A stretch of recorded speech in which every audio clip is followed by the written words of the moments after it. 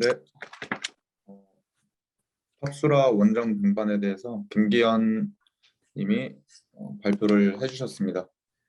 발표를 들으시고 혹시 궁금하신 점이나 아니면 첨언해 주실 내용들, 여기 갔다 오신 같은 코리안웨이로 갔다 오신 대원분들이 좀 계신 것 같은데요. 첨언해 주실 만한 내용 같은 것들이 있다면 자유롭게 말씀해 주시면 감사하겠습니다.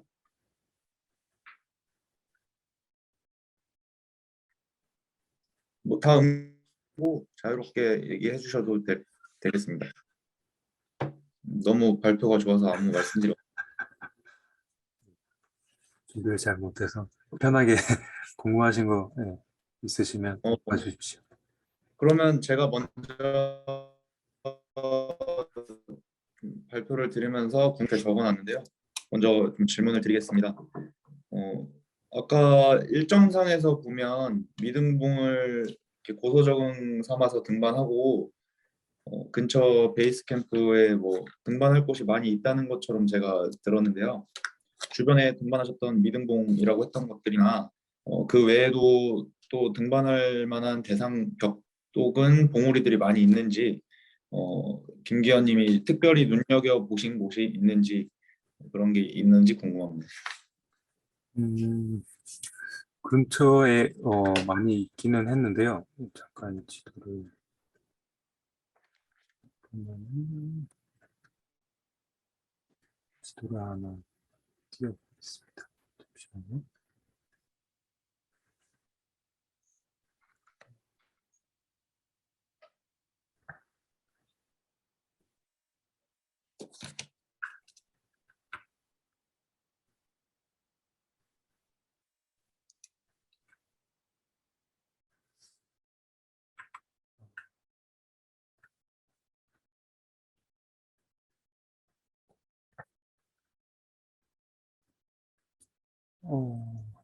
네, 여기서 저희가 등반했던 곳이 요 왼쪽에 있는 팝스라 다람수라 쪽인데 근처에 6,000m대 봉우리들이 꽤 많이 있습니다. 그쪽 빙하를 따라가지고 6,000m대가 거의 한 20개가 넘게 근처에 있는데 어, 조금 여기 지도상에는 안 나와 있는데 이쪽 건너편에 대바찬이라고 하는 산이 있었거든요. 이 왼쪽 건너편에 있었는데 그쪽이 그 약간 굉장히 넓은 평지 운동장처럼 생긴 곳 위에 봉우리가 이제 조금 올라와 있는 그런 형태로 되어 있었는데 그쪽도 조금 흥미롭게 보였었던 것 같고요.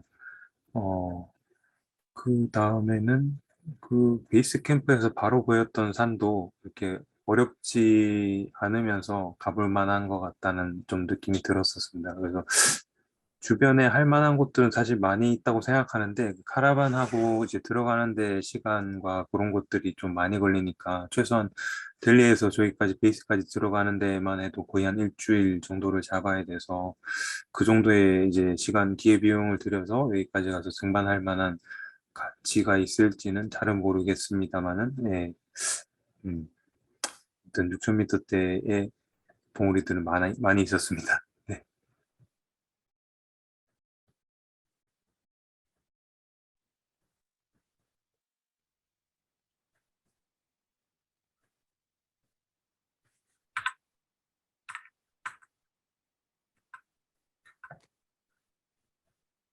네, 또 다른 질문 답변이 되셨나요? 제가 기억이 안 나서. 그 이게 이제 항상 접근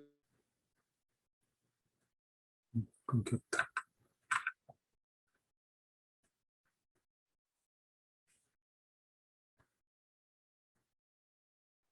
소리가 안 들리네요. 네네네. 네네네. 이 지금 기회비용에 대해서 말씀을 해주셨잖아요. 네네네. 항상 접근과 네. 어떤 그런 시간이 소요되는 게 되게 음, 중요한 것 같은데 네. 추후에 뭐 다른 등반 팀이나 사람들이 이 지역을 등반하러 가고 싶다라고 하면 뭐 기꺼이 추천을 해주실 만한 대상지라고 말씀을 하시는 거죠? 그런 부분에 있어서도. 어, 네, 제가 뭐 다른 데를 많이 안 가봐서 그럴지 모르겠지만, 예, 괜찮았던 것 같습니다. 그, 뭐, 카라반하는 과정도 되게 뭐 풍경도 많이 바뀌고, 다양한, 이렇게 올라갈 때 내려올 때 그런 바뀌는 그런 풍경을 보는 것도 좋았고요. 예, 그쪽 베이스 캠프도 베이스로서 되게 좋은 장소에 또 위치를 하고 있었고, 네, 그런 것 같습니다. 그 다람수라 팝수라는 이름이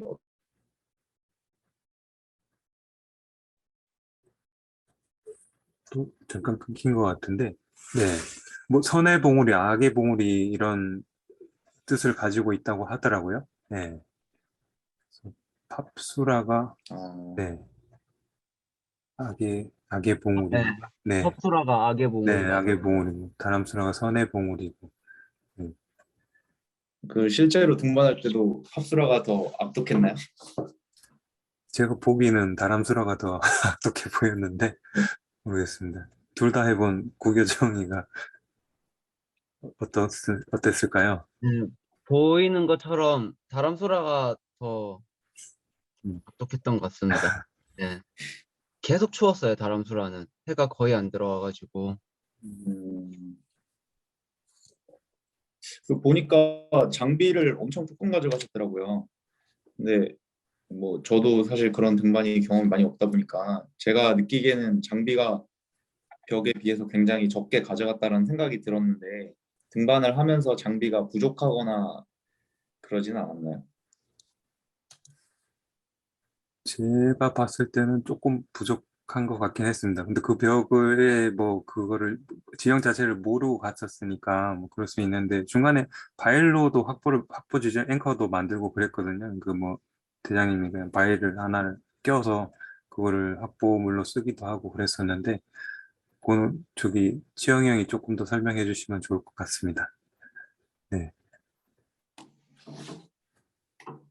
아, 기억이 좀 가물가물했던 것 같은데, 그 블랙 다이몬드에서 나온 팩패커도 가져갔었고, 요거는 저희 팝소라 등반대 장비였고, 그지? 네네. 다람소라 때는 요거보다는 좀 더 많이 가져갔었지. 음.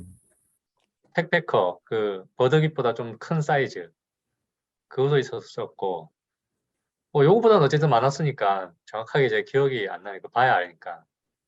로프는 그냥 등반용 로프를 쓰고 뒤에 주마 하시는 분들은 등반용 로프에 주마를 하셨나요? 아니면 따로 뭐 고정 늘어나지 않는 PP 로프 같은 거를 쓰신 건가요?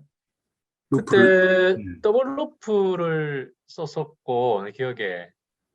그 다음에 부등자는 주말을 걸고 주마링을 하는 것보다 주말을 걸고 등반을 했었지. 등반하면서 주마도 하고 그냥 이런 식으로 완전 100% 주마링은 아니고 아무래도 여러 명이 올라가다 보니까 뭐 시간도 그렇고 그래서 그런 식으로 등반을 했던 기억이 나네. 네. 마지막 사람은 이제 부등자로 등반해서 올라왔던 기억이 나는데 섭수라 등반할 때는 그 둘 다 스태틱 로프였던 것 같아요. 6mm 하나, 7mm 하나였나? 엄청 얇은 거 썼어요. 지금 영상 공유되고 있나요? 화면에 네, 보이시죠? 네. 그 하나가 스태틱이고 하나를 저기 다이내믹스 썼던 걸로 저는 기억을 하거든요. 그 왼쪽에 하얀 거랑 이제 두 개 이렇게 썼었던 것 같아요. 그래서 한 명은 이제 스태틱으로 주마링을 하고 한 명은 이걸로 주마링하고 두 개 썼던 것 같습니다. 그 스태틱이라고 하면은 저기 하얀색 PP 로프 말씀하시는 거예요? 아니면 뭐 산업에서 쓰는 그런 정식으로 출시되는 기성품 등반용 예, 등반 스태틱 로프요? 네네네, 등반용 스태틱. 어. 그 아까 여러 가지 실수를 해서 형들이 뭐 아버지 어머니처럼 보듬어 주셨다고 했는데 가장 기억에 남는 실수는 그런 게 있었나요? 글쎄요. 크게 어, 사실 뭐 아무것도 몰라가지고 그게 이제 실수인지 뭔지도 모르고 그냥 이렇게 있었던 것 같은데 좀 적극적으로 모르니까 이제 적극적으로 뭔가 나서서 하지 못하고 거의 뭐 챙겨주는 걸 계속 이제 받는 식으로만 했었어가지고 크게 잘못까지 한 건 아닌데 뭔가 예, 그 역할을 못하니까 저희가 큰 역할을 못하니까 약간 그런 게 밥이 맛없을 때 뭐 요리를 잘 못해서 그런 거는 조금 있었던 것 같고요. 그 요리를 현지 쿡이랑 이제 저기 키친보이랑 있었지만 딱 뭐지 한 끼는 이제 현지식 먹고 저녁은 저희가 대원들끼리 돌아가면서 한식을 해서 먹었는데 다들 뭐 요리 경험이 많지 않다 보니까 이제 기상천외한 그런 요리들도 먹어보고 재료들은 네, 많이 가져갔었는데 네, 뭐 밥을 잘 못한 거 그 정도일까요?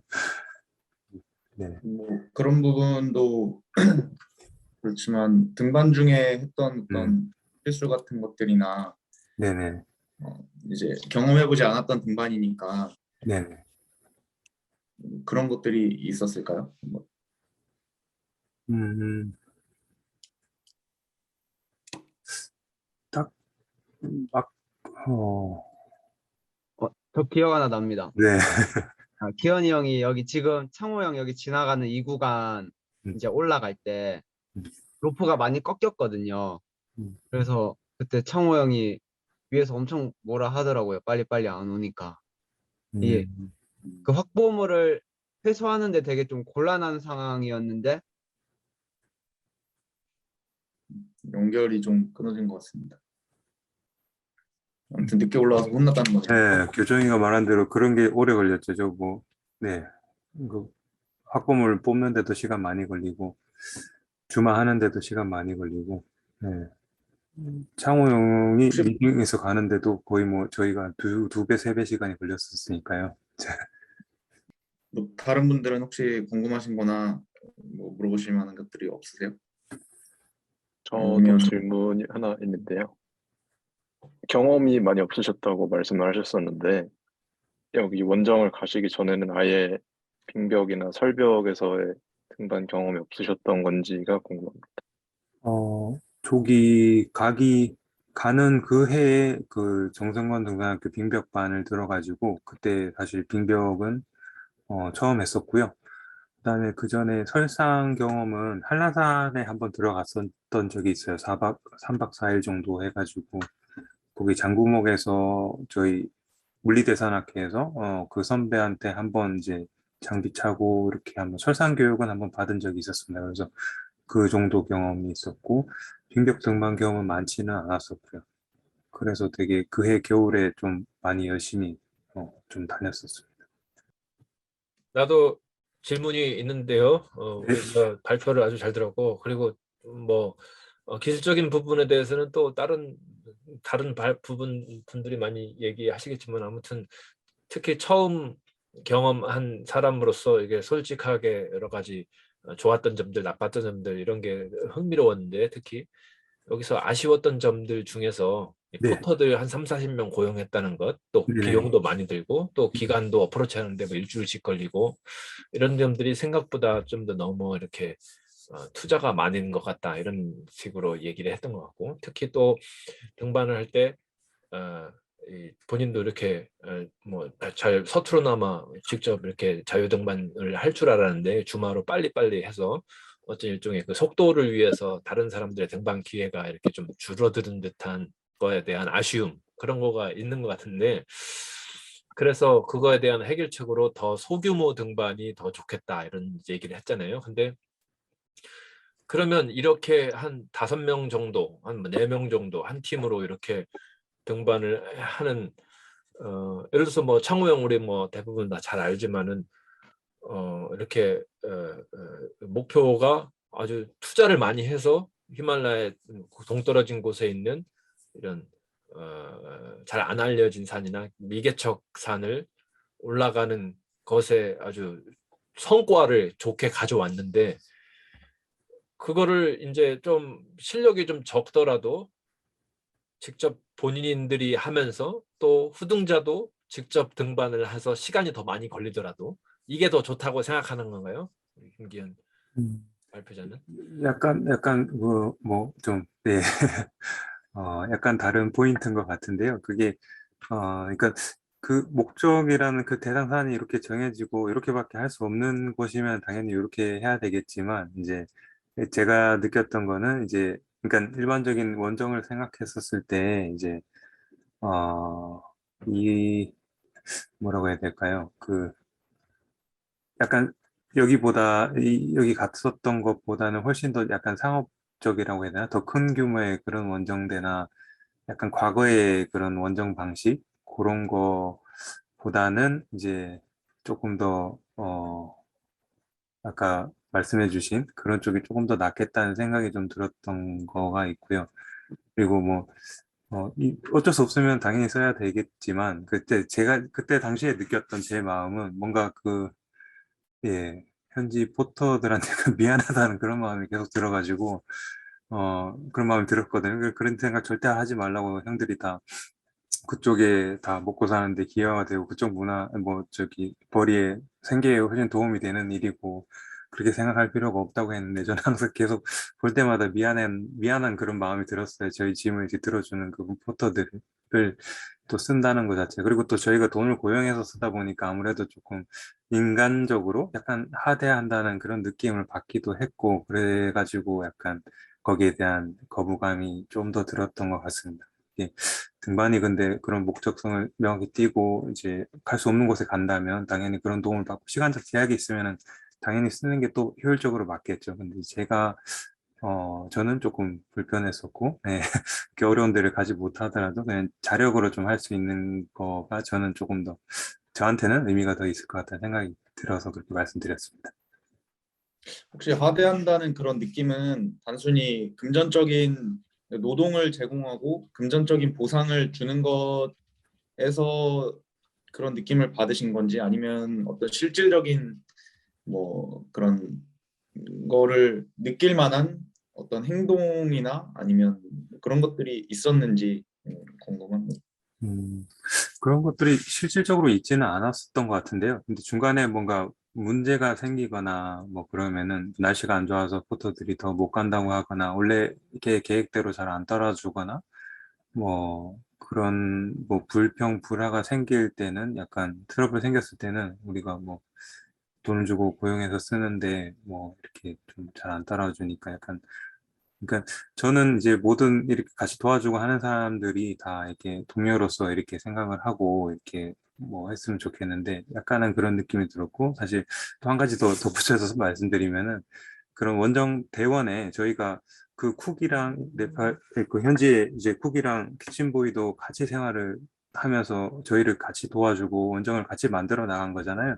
그 원정 대원 이름에도 그 친구들 같이 이렇게 올려가지고 어 해야 되지 않나 저는 약간 그런 생각도 들었거든요. 그래서 직접적으로 하대한다는 그런 느낌은 없었지만 문제가 생겼을 때나 그럴 때는 조금 그런 마음이 드는 것 같아서 네, 좀 그랬습니다. 네, 또 재밌게 얘기 다 들었는데 우리 같이 원정했던 그 안치영이 형 그리고 교정이도 더 추가해서 뭐 얘기할 부분들이 있을 것 같은데 한마디씩 좀 해보시죠. 좀 이제 기간이 지나다 보니까 뭐 기억이 좀 가물가물하기도 하고 한데 어쨌든 원정대 그 포탈을 써야 되는 부분은 참 이게 어쩔 수 없는 부분인데 그렇게 하지 않고 자력으로 해결할 수도 물론 있는 등반도 있고 그렇게 할 수도 있고 근데 이제 그렇게 되면 너무 이제 에너지 소모가 좀 크니까 등반에 좀 큰 지장을 줄 수도 있고 그런 문제점이 좀 있을 것 같은데 예, 아니 어쨌든 뭐 포토뿐만 아니라 그 김기현이가 발표한 전체 내용에 관해서 어, 뭐 의견도 있을 것 같고 또 다른 관점으로 봤을 테니까 뭐. 그치. 그것도 이야기를, 근데 이제 어쨌든 좀 전에 이야기했던, 기현이가 이야기했던 부분 잠깐 이야기하는 거고. 원정은, 어, 딱히 지금 뭐 이야기할 게 별로 없는 것 같아, 나는. 어, 또 기억을 너무 더듬으려면 시간도 오래 걸리니까, 너무 오래돼가지고. 네. 저는 아까 기현이 형이 등반에 대해서 조금 아쉽다고 했잖아요. 저도 그 전해 이제 캉텐그리를 갔었는데 거기는 국제 캠프가 운영하거든요. 그래서 그때도 등반을 하다 보면 대원들 우리 같은 대원들끼리도 체력이 다 다르니까 출발하면은 캠프에 도착해야 만날 수 있거든요. 아 그때 등반하면서 기현이 형이랑 같은 생각을 했어요. 이게 생각한 것보다 좀 아쉽고 그냥 뭔가 일하는 느낌? 그냥 계속 이렇게 치고 올라가니까 그래서 약간 고산 등반에 좀 약간 실망해가지고 저도 안 갈 이제 국내에서만 등반해야겠다 싶다가 이제 어떻게 돼서 이제 인도에 이제 가면서 이번에 한 등반은 어쨌든 같은 줄을 묶고 있고 그게 되게 좋았어요 저는. 캉텐그리 갔을 때는 누가 설치한 줄인지도 모르고 일단 잡고 올라갔는데 이번에는 아무것도 없는 곳에 우리 같은 대원이 이제 설치한 줄을 같이 묶고 있다는 것 자체가 그게 되게 좋았던 것 같아요 저는. 아주 그거 재밌는 얘기네요. 그러니까 김기현이가 생각한 거, 또 교정이가 지금 얘기한 것도 요즘 히말라야 등반하는 사람들 상당히 예전에 비해서 줄어드는데, 나도 예전에 사실 2002년에 처음 네팔 등반했었는데 생각해보면 너무 재미없었어 그때. 가면 선배들도 막 많았지만은 등반은 정말 조금 하고 가서 또 고정로프 묶인 거 자꾸 올라가고 고소로 아픈데, 실제로 본격적인 등반은 너무 하지도 않고 상행 카라반, 하행 카라반 시간만 오래 걸리고, 그래서 다른 그 뒤에 갔던 많은 등반들도 실제로 내가 뭐 역할을 발휘해서 하는 등반은 많이 적었던 것 같고, 적어도 물론 저뭐 성문이 형 많이 가보셨지만은 뭐 알래스카라든가 이제 아메리카에서 본인들이 직접 다 해야 되는 그런 세팅 주어진 상황에서는 얘기가 많이 다르겠지만은, 네팔이나 히말라야 쪽은 아직은 이제 그런 식으로 시스템이 많이 갖춰져 있어가지고 뭔가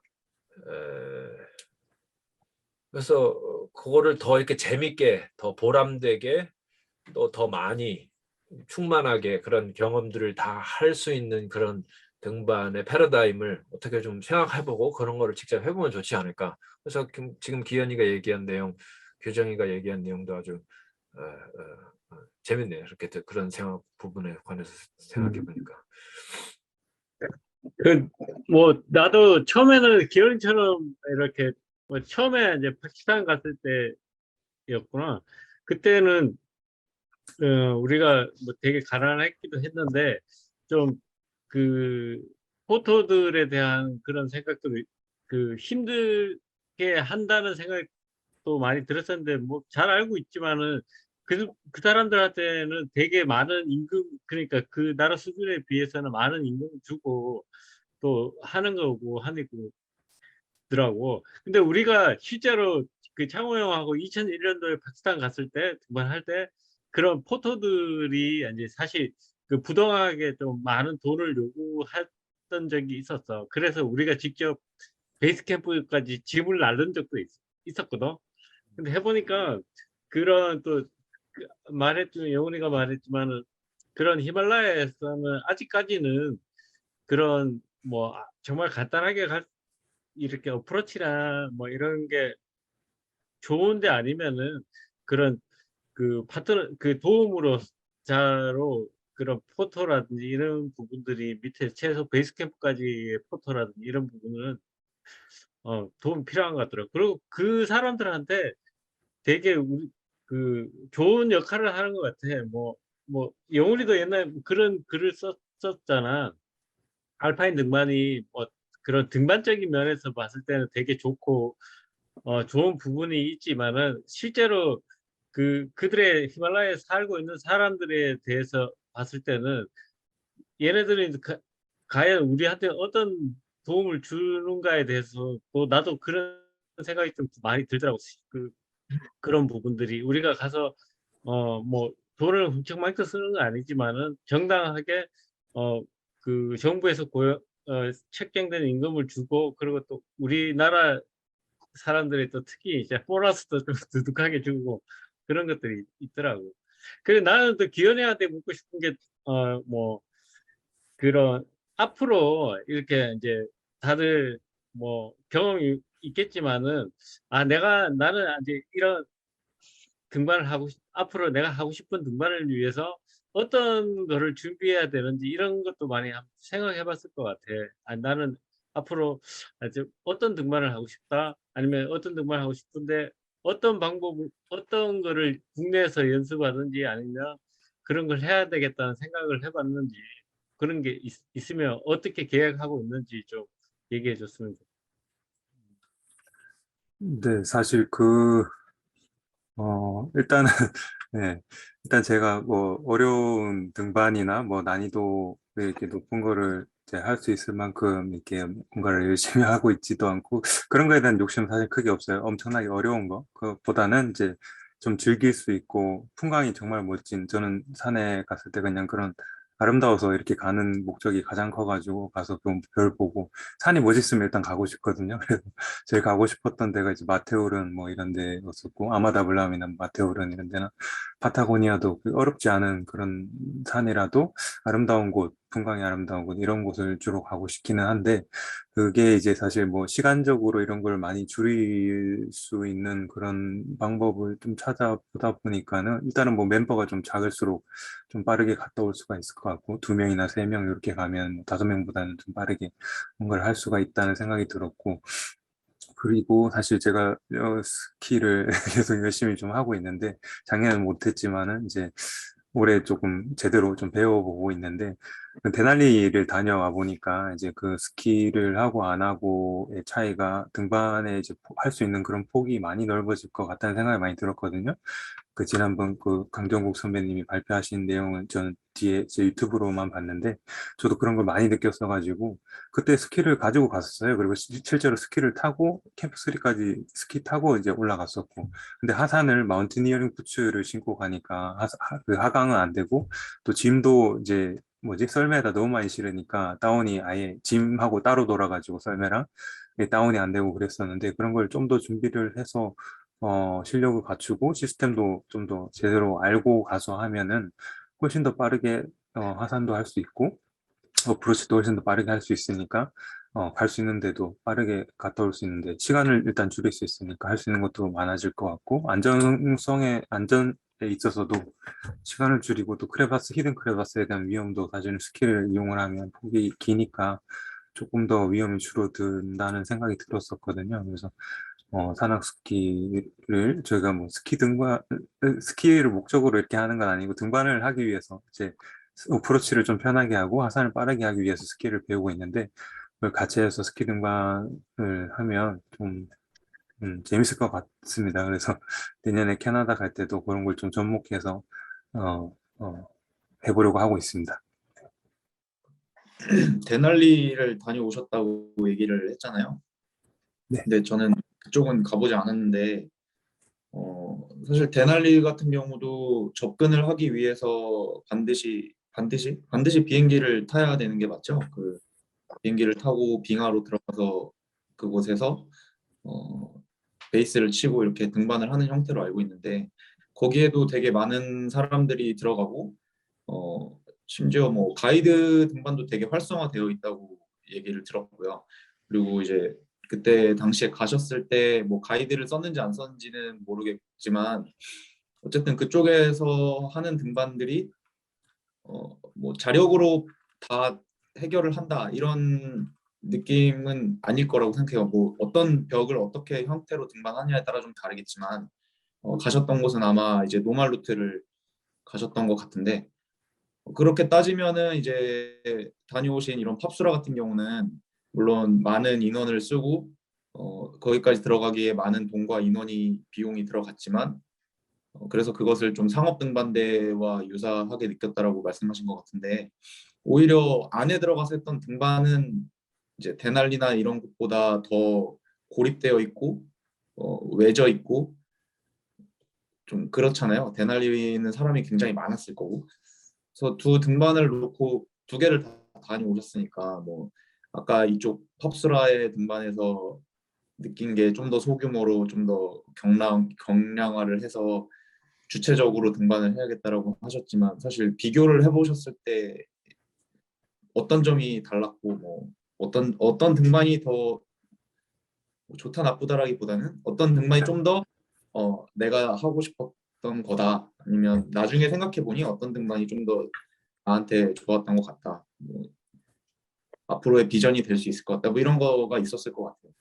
네, 사실은 거기 대난리를 갔다 왔기 때문에 제가 아까 전에 말씀드린 그런 내용들이 그거랑 비교가 돼가지고 그렇게 말씀드린 건데 그 다음에 갔다 온 거거든요. 그것도 또 창호 형이랑 같이 갔다 왔었고 2017년도 여기 갔다 와서 18년도에 대난리에 갔다 왔는데 이제 제가 다녀온 원종이 크게 이제 그렇게 두 개인데 그 느낌이 말씀하신 대로 그런 약간 뉘앙스의 차이는 있는 것 같은데 어, 저는 이제 순전히 좀 자력으로, 이게 자력이라는 것도 뭐 얘기하기가 다르지만, 그 데날리에 갔을 때는 비행기는 타죠. 타는데 베이스에서 내려서 이제 모든 짐을 다 가지고 가고, 뭐 벽 등반을 한다면 뭐 가이드가 필요하면 할 수도 있을 것 같긴 한데, 그쪽에서는 그 완전 이제 초보들, 뭐 아예 경험이 없는 사람들이 처음 이렇게 하기 위해서 가이드를 쓰는 경우가 많고, 좀 등반을 그래도 해봤던 사람들은 뭐 가이드 없이 그냥 그 자기 팀만으로 구성해서 이렇게 많이 등반을 하고 그러더라고요. 그리고 뭐 느낌이 좀 그쪽이랑 너무 다르긴 하지만 어쨌든 데날리에서는 제가 앞장을 선 적도 있고 그래서 그런 느낌 차이가 좀 컸던 것 같아요. 근데 뒤에만 따라만 가는 거랑 또 제가 앞장을 서서 이렇게 가보는 거랑은 또 느낌이 많이 달랐던 것 같고 네. 자력으로 가고 조금 더 자유도라고 해야 되나요? 픽스 로프를 안 쓰고 그냥 네, 그 걸어가는 노말 루트니까 완전 다른 성격의 등반이라서 그런 거긴 하지만 어쨌든 저는 후자의 그런 어렵지 않은 등반이고 뭐 고립되지 않았었더라도 저의 힘으로 이렇게 갔던 거가 더 좋았던 것 같아요. 네. 이게 코리안웨이가 네. 이제 그 김창호 대장님이 개인이 만들어 놓은 프로젝트였나요? 그죠? 근데 이게 몇 년 동안의 장기간으로 진행되었던 프로젝트였는데 뭐 중간에 최종적으로는 계속 지속이 안 되고 끊어졌잖아요. 그 마지막으로 같이 다녀오신 거죠? 그 프로젝트에 맞나? 프로젝트는 아니고요. 프로젝트가 이제 그 해에 있었던 게 구르자 히말이었는데 아, 네. 그해 여름에 이제 데날리를 같이 갔었던 거고, 네, 그 바로 그러면은 전 원정이죠. 예.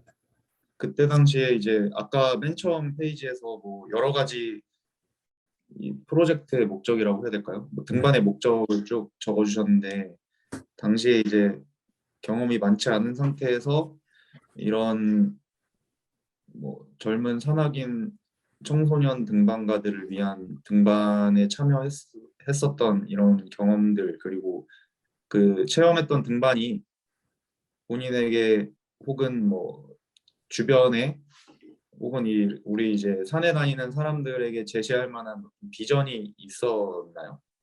아니면 뭐 특별한 의미가 있었다거나 뭐 이 등반에 있어서 그런 거 있었는지 궁금합니다. 느끼신 게 있는지. 음, 그게 어, 그 뭐지 다큐멘터리 그때 이제 갔을 때 영상 앨범 탄이랑 같이 가면서 그런 약간 방송에 대한 그런 컨셉도 짜고 그런 인터뷰도 막 준비해서 했었던 기억이 나거든요. 그때 이제 창호 형이 했던 얘기는 그거죠.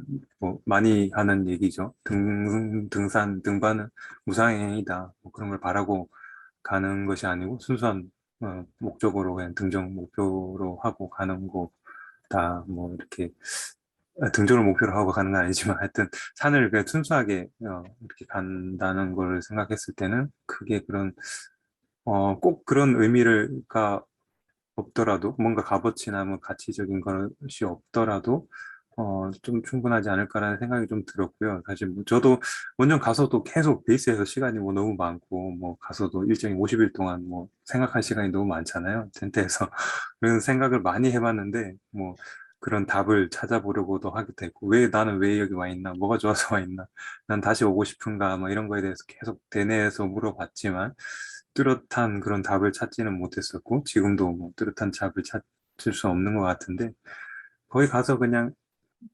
산뿐만이 아니라 전체적인 그냥 삶을 좀 되돌아보면서 내가 진짜로 찾는 행복이 뭔가 이런 것들을 생각해 보는 것만으로도 충분한 좀 가치가 있지 않나 하는 생각이 좀 들었습니다. 네.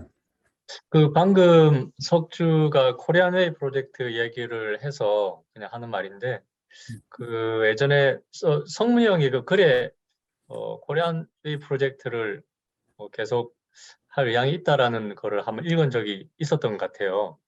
근데 그게 뭐 창호 형이 이제 하다가 끝났지만 창호 형하고 같이 이제 등반했던 사람들이 그런 뜻이 있으면 그냥 뭐 하나씩 이어가는 것도 뭐 누구라든지 괜찮다고 난 생각을 하는데 뭐 어쨌든 그 등반 이제 성문이 형은 이제 그럴 때 의사를 내가 밝힌 걸로 알고 있는데 아직 하지는 못했잖아요. 그래서 딱 한 사람이 국한된 게 아니고 그런 거를 뭐 계속 이어갈 필요는 없지만 자기 하나의 등반을 하더라도 그런 거를 이어 연결해서 하는 방법도 있지 않을까라는 생각이 들어서 이야기를 하는 겁니다. 시간이 한 1시간 정도가 더 지났는데요. 혹시 뭐 더 말씀하실 거나 물어보실 거 있으시다면 지금 말씀해 주세요. 네, 그러면은 뭐 더 등반요 관련 세미나에 대해서는 하실 말씀이 없으신 것으로 알고 여기서 세미나는 정리를 하도록 하겠습니다. 네, 좋은 발표해 주셔서 감사하고요. 아주 재밌는 얘기들 많이 들은 것 같습니다. 네, 이상입니다.